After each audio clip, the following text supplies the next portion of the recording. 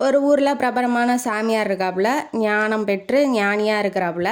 அவர்கிட்ட ஒரு குடிகாரன் என்ன நினைக்கிறான், போய் ஒரு ஞானத்தை வாங்கிட்டு நம்ம இந்த குடியை இதோட நிறுத்திடணும். ஏன்னா இதனால் பல பிரச்சனைகள் வருது, சமுதாயத்தில் எவனும் மதிக்க மாட்டேங்கிறான், ஒய்ஃப் நம்மளை விட்டுட்டு ஓடிட்டா, சொத்தெல்லாம் அழிஞ்சு போயிடுச்சு, அதனால் நம்ம இந்த குடியை நிறுத்திடணும், சாமிகிட்ட எப்படியாவது ஞானத்தை வாங்கிட்டு அப்படின்னு சொல்லிட்டு இவன் நேராக போகிறான். அந்த சாமியார்கிட்ட முன்னாடி போய் உக்காடுறான். சாமி, இதனால் என் வாழ்க்கையே போயிடுச்சு, குடியினால் எப்படியாவது இந்த குடியை நிறுத்துறதுக்கு ஒரு ஞானத்தை என் மேலே செலுத்துங்க, அது மூலமாக நான் இந்த குடியை நிறுத்திடுறேன் அப்படிங்கிற மாதிரி அவன் சொல்கிறான். சரிடா, ஞானத்தை செலுத்திட்டா போச்சு, நாளைக்கு நீ வாடா, சாயங்காலமா வா, உனக்கு ஞானத்தை செலுத்த ரெடியாக நான் இருக்கேன் அப்படின்னு சொல்லிட்டு அவர் அனுப்பிச்சி விட்றாப்புல.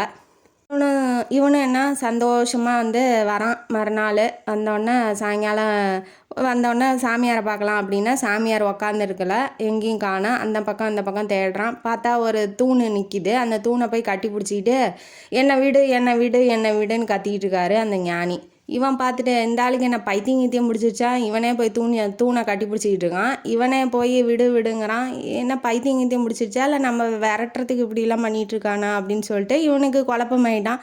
சாமி, நீங்கள் விட்டாதான் அந்த தூண் விடும், தூண் எப்படி உங்களை விடும் அப்படிங்கிற மாதிரி இவன் சொல்லவும், அப்போ தான் அந்த ஞானி சொல்கிறாரு, குடியை நீ தாண்டா உண்ணும், குடி எப்படா ஒன்றை விடும், முதல்ல போய் நீ நிறுத்துறா குடியை, அப்போ தான் நிறுத்த முடியும் உன்னால் அப்படிங்கிற மாதிரி அவர் சொல்கிறாரு.